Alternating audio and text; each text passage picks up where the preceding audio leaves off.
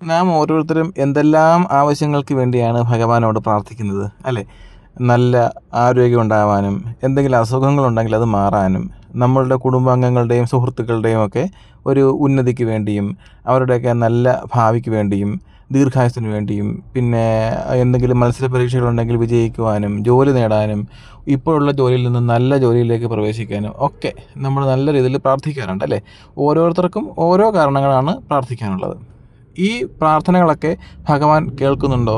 ഈ പ്രാർത്ഥനകളൊക്കെ ഭഗവാൻ നമുക്ക് നടത്തി തരുമോ? നമ്മുടെ അപേക്ഷകളും നമ്മുടെ കേണപേക്ഷകളെല്ലാം ഭഗവാൻ കണ്ടുകൊണ്ട് നടത്തി തരുമോ എന്ന് ഒരു സംശയം മിക്കപ്പോഴും ഉണ്ടാവാറുണ്ടല്ലേ? ശരിക്കും ഭഗവാൻ നമ്മുടെ പ്രാർത്ഥന മനസ്സിലാക്കി നമുക്കൊരു അനുഗ്രഹം തരുന്നുണ്ടോ ഇല്ലയോ എന്ന് മനസ്സിലാക്കാനുള്ള ഒരു 5 ലക്ഷണങ്ങളാണ് ഈ പറയാൻ പോകുന്നത്. ഒന്നാമത്തെ ലക്ഷണം എന്ന് പറഞ്ഞാൽ നമുക്ക് എല്ലാവർക്കും അറിയാവുന്നത് തന്നെയാണ്. നമ്മളിപ്പോൾ ഗുരുവായൂരോ അല്ലെങ്കിൽ മറ്റേതെങ്കിലും അമ്പലങ്ങളിലൊക്കെ പോകുമ്പോൾ പ്രാർത്ഥിക്കുമ്പോൾ ഉണ്ടല്ലോ, നമുക്ക് ഉള്ളിൽ തന്നെ ഒരു ചെറിയൊരു വിറയൽ അനുഭവപ്പെടും ശരീരത്തിൽ.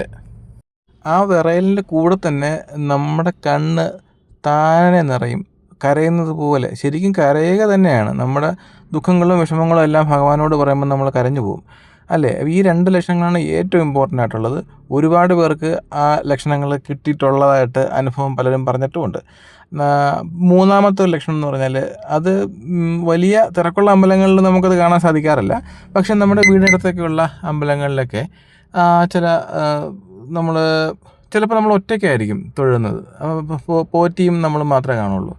പോറ്റി അങ്ങോട്ടും ഇങ്ങോട്ടുമൊക്കെ പോകുന്ന സമയത്തായിരിക്കും നമ്മൾ തൊഴുമ്പോൾ ഭഗവാനെ അല്ലെങ്കിൽ ദേവിയെ അലങ്കരിച്ചിരിക്കുന്ന പൂക്കളുണ്ടാവുമല്ലോ, അതിലേതെങ്കിലും ഒരു പൂ പെട്ടെന്ന് ബിംബത്തിൽ നിന്നും ഇറുന്ന് താഴെ വീഴുന്ന ഒരു ഭാഗമാണ് നമ്മൾ കാണുന്നതെങ്കിൽ പ്രാർത്ഥന ദൈവം സ്വീകരിച്ചു എന്നുള്ളതിൻ്റെ മറ്റൊരു ലക്ഷണമാണ്. പ്രധാനമായിട്ടും ഈ 3 ലക്ഷണം: ശരീരം വിറയ്ക്കുക, കണ്ണിൽ നിറയാതെ വെള്ളം വരിക, മൂന്നാമത്തത് ഈ ബിംബത്തിൽ നിന്നുള്ള അലങ്കരിച്ചിരിക്കുന്ന പുഷ്പം ഒന്നോ രണ്ടോ ഒക്കെ താഴെ വീഴുക.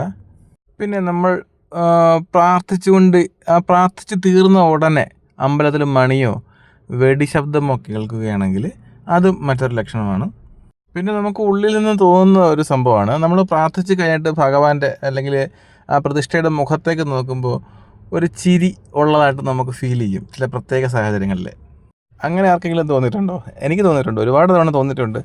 ഒരു ചിരി, അല്ലെങ്കിൽ ഒരു പ്രസാദാത്മകമായൊരു മുഖം ബിംബത്തിന് കാണും.